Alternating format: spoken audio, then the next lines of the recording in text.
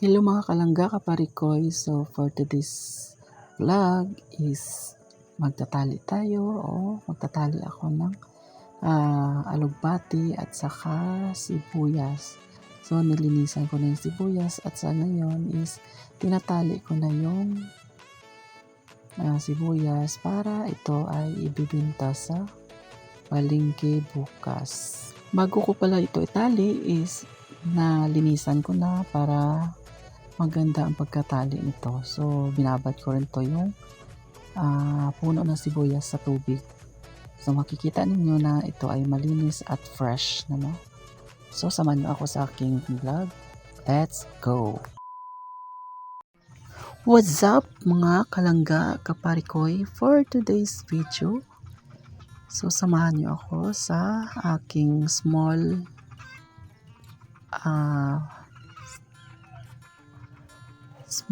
farm char. So sa akin nalagaan na mga manok. Ito pala yung sapa. Makikita ninyo natin na sobrang liit na ng tubig. So ito din yung aming alagang aso na si Hordan. At yan yung manok ko na PE. Hinintay yung mga niya, yung mga asawa. At ito pala yung mga sisiw. Malaki na sila. Pinalabas ko galing sa kulungan nila para makapagpasyal at makaligo. So ito si Hordan naglalaro at papunta sa aking paa. Yan. At ito pala yung mga inahin ko, bagong inahin ito, nagalimlim ng kanilang mga itlog. Ito yung matanda ko na inahin at ito bago din to. So ito yung mga sisiw na nung nakaraang buwan ko at ikinulong ko lang ito para iwas sa pagkamatay. So marami pala ito, mga more than.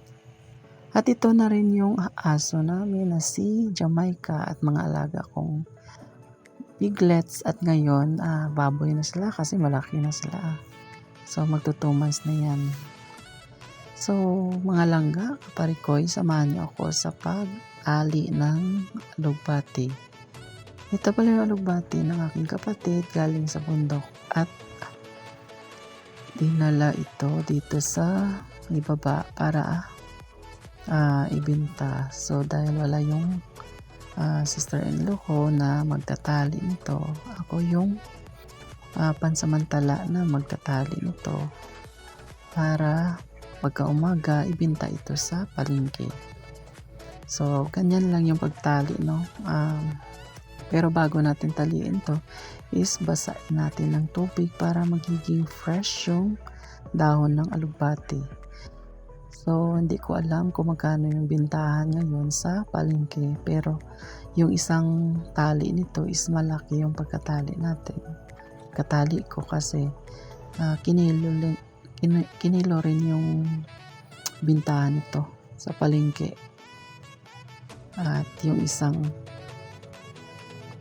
so sa isang tali pala nito is nasa 20 to 30 pesos ang bintahan sa palengke.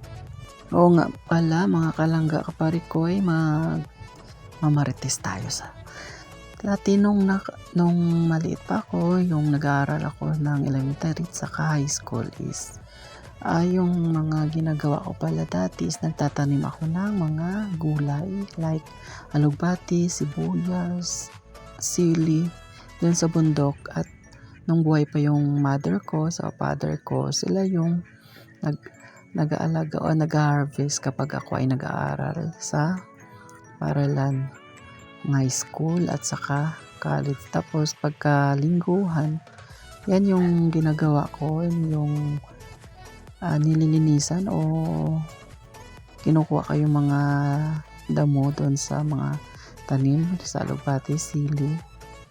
So yan yung mga ginagawa ko dati habang ako ay nag-aaral. At pag walang pasok, yan yung ginagawa ko. So ngayon na-miss ko yung mga gawain ko dati. Ito pala yung sibuyas, kinilo din to yung pagbibinta sa malengke. So tinatalian ko rin at yung isang tali is mabigat, kinilo din to. So na-miss ko talaga yung buhay dati na nag-aalaga ng mga tanim saka binibenta sa palengke kasama yung kapatid ko at yung mother namin. At ang saya-saya kahit yung binta mo sa alugbati is 5 pesos lang yung isang tali.